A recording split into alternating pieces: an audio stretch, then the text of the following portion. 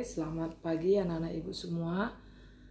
Hari ini kita kembali belajar biologi, sambungan dari pelajaran kita minggu yang lalu tentang sistem peredaran darah.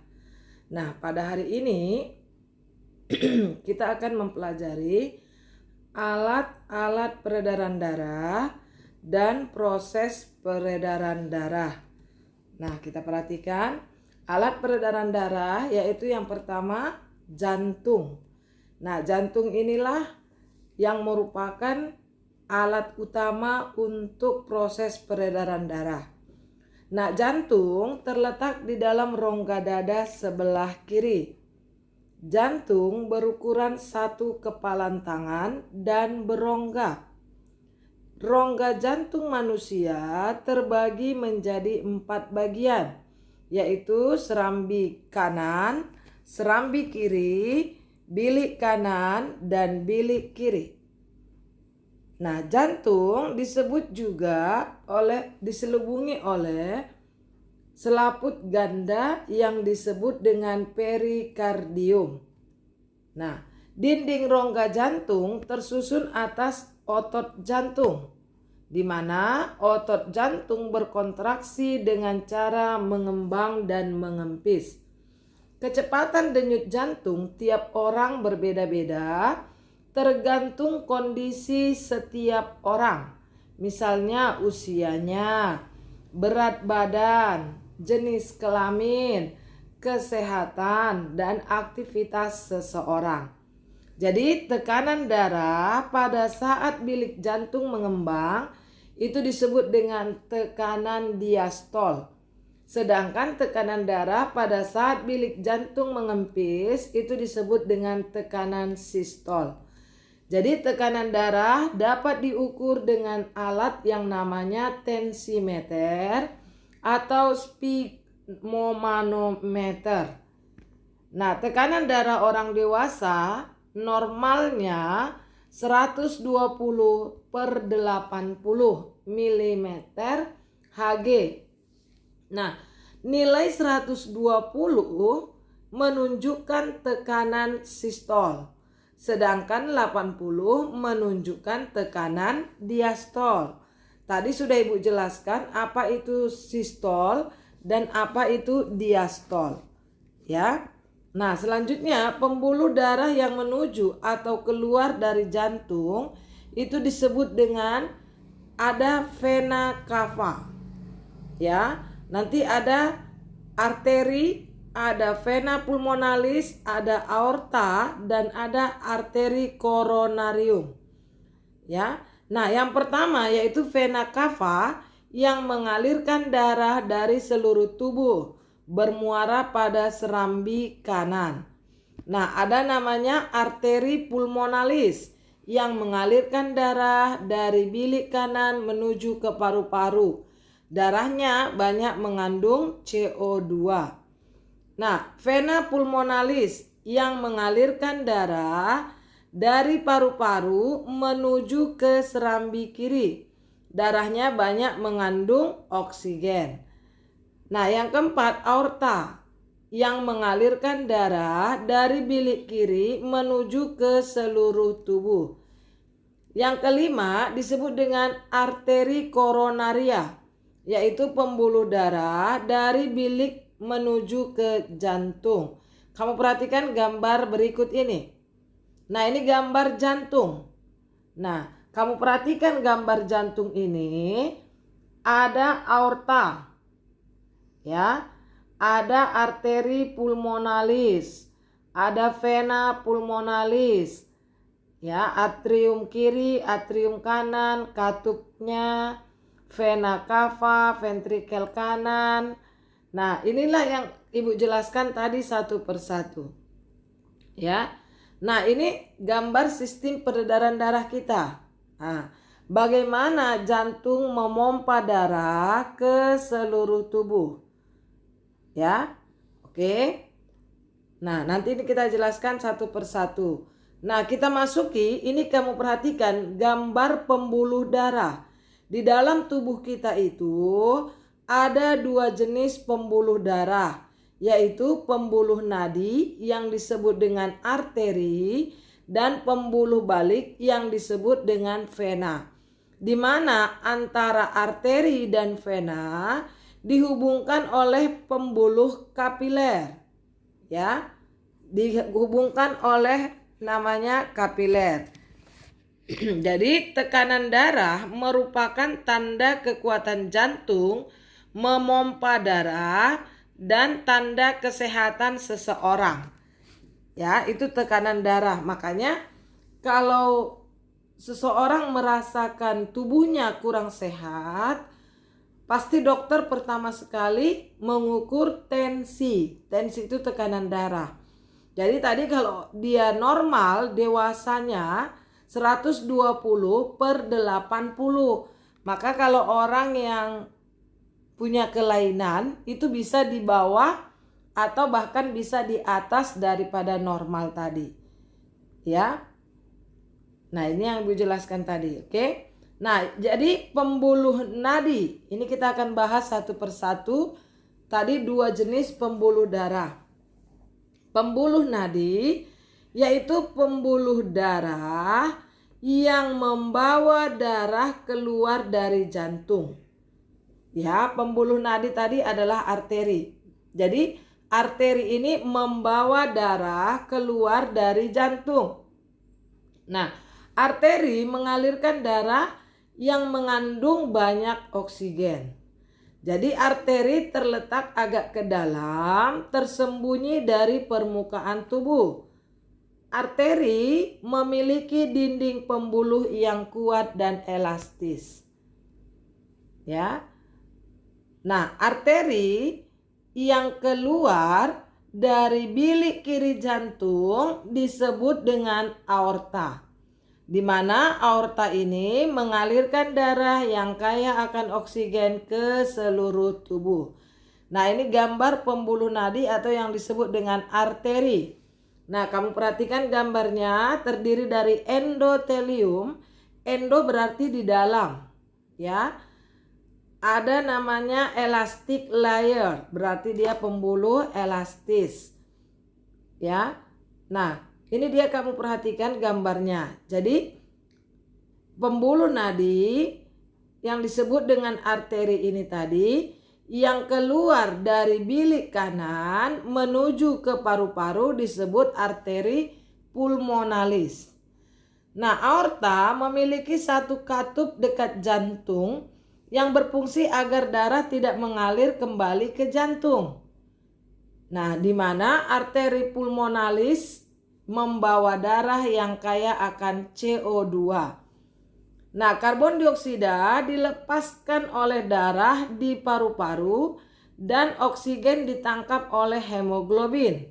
Sehingga darah yang telah memperoleh oksigen akan dialirkan menuju jantung melalui vena pulmonalis. Nah, itulah keterangan tentang pembuluh darah tadi yaitu arteri. Ya. Nah, sekarang kita masuk ke pembuluh darah yang kedua yaitu pembuluh balik yang disebut dengan vena. Nah, vena adalah pembuluh yang membawa darah menuju ke jantung. Tadi kalau aorta membawa darah keluar dari jantung. Nah, vena terletak di dekat permukaan tubuh dan tampak kebiru-biruan. Vena memiliki dinding pembuluh yang tipis dan tidak elastis. Nah, pembuluh vena ini mempunyai katup sepanjang pembuluh yang berfungsi agar darah tetap mengalir satu arah menuju ke jantung. Oke. Nah, perhatikan ini gambar pembuluh vena. Ya. Pembuluh balik yang disebut dengan vena. Jadi dari seluruh tubuh, semua vena bermuara menjadi satu pembuluh darah besar yang disebut dengan vena cava. Di mana vena cava mengalirkan darah yang kaya akan karbon dioksida dari tubuh masuk ke jantung melalui serambi kanan.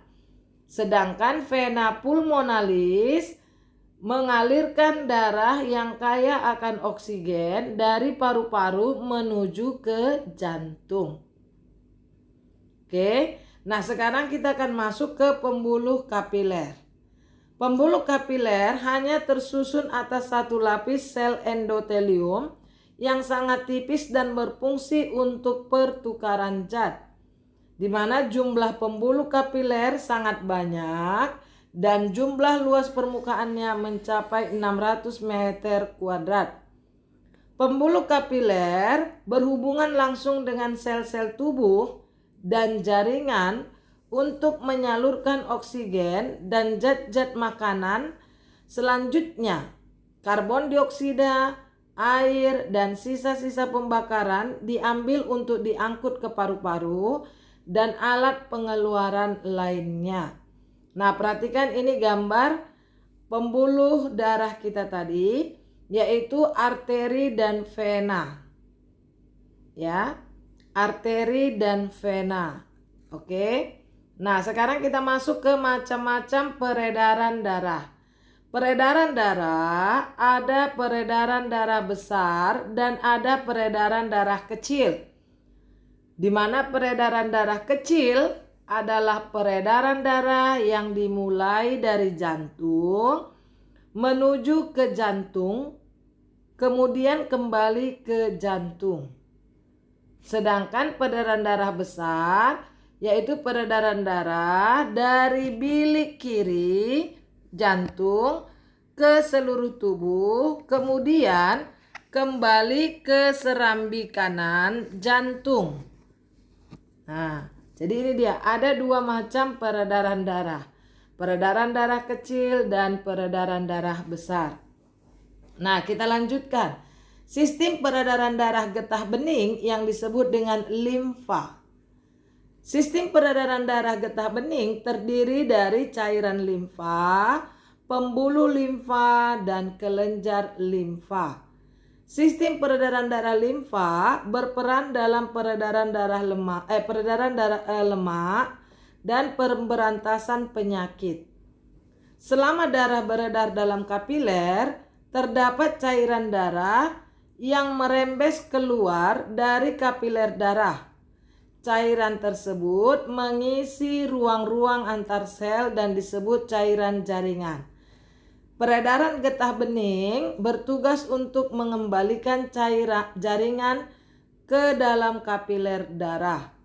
Nah, jadi cairan jaringan yang telah berada di dalam pembuluh limfa dinamakan cairan limfa atau getah bening. Cairan limfa mengandung leukosit dan lemak. Lemak yang diserap oleh usus tidak diangkut melalui pembuluh darah, melainkan diangkut oleh pembuluh limfa. Jadi, pembuluh limfa di usus disebut dengan pembuluh Kil. Oke, nah struktur pembuluh limfa mirip dengan vena kecil, tetapi memiliki banyak katup, sehingga limfa tampak seperti rangkaian merjan. Pembuluh limfa terletak di sela-sela otot dan mempunyai cabang halus yang bagian ujungnya terbuka. Melalui ujung terbuka inilah cairan jaringan masuk ke dalam pembuluh limfa. Jadi pembuluh limfa dibedakan menjadi dua macam, yaitu pembuluh limfa kanan dan pembuluh limfa kiri. Nah, di sepanjang pembuluh limfa terdapat beberapa kelenjar limfa, terutama pada pangkal paha, ketiak, dan leher. Ketika tubuh kita terkena infeksi, maka kelenjar limfa akan membengkak. Jadi fungsi kelenjar limfa untuk menghasilkan leukosit dan menjaga agar tidak terjadi penjalaran infeksi lebih lanjut. Nah, perhatikan ini gambar sistem peredaran getah limfa atau getah bening. Nah, nampak ya nak, itu ada kelenjar timus, ada jantung, ada di situ di bawahnya limfa. Ya, dekat kaki kita ada pembuluh limfa. Jadi di dalam tubuh juga terdapat alat tubuh yang fungsinya sama dengan kelenjar limfa, yaitu limfa ialah sebuah kelenjar yang berwarna ungu tua dan terletak di sepanjang sebelah belakang lambung. Limfa berfungsi untuk tempat pembentukan leukosit dan antibodi, tempat cadangan sel darah. Jika ada bagian tubuh yang kekurangan darah, maka limfa akan mengeluarkan cadangannya. Yang terakhir, fungsinya tempat pembongkaran eritrosit yang sudah tua. Eritrosit itu adalah sel darah merah. Nah, yang kedua, alat tubuh yang fungsinya sama dengan kelenjar limfa yaitu tonsil atau disebut dengan amandel, di mana tonsil terletak di bagian kiri dan kanan pangkal tenggorokan. Nah, selanjutnya, kelenjar pada amandel banyak mengandung limfosit. Oke. Nah, selain itu, tonsil juga ada di rongga hidung yang disebut dengan polip hidung. Nah, oke. Jadi selanjutnya, di dalam tubuh juga terdapat alat tubuh yang fungsinya sama dengan kelenjar limfa, yaitu tonsil dan amandel, di mana tonsil ini terletak di bagian kiri dan kanan pangkal tenggorokan. Tonsil berupa kelenjar limfa yang dikenal dengan amandel. Kelenjar pada amandel banyak mengandung limfosit. Selain itu, tonsil juga ada di rongga hidung yang disebut dengan polip atau polip hidung. Amandel dan polip bekerja sebagai garis depan pertahanan tubuh dan dari infeksi yang dapat tersebar dari hidung, mulut, dan tenggorokan. Oke, anak-anak ibu, sampai di sini pelajaran kita hari ini. Ibu harapkan kamu sudah memahami alat-alat peredaran darah. Oke, sampai ketemu minggu depan.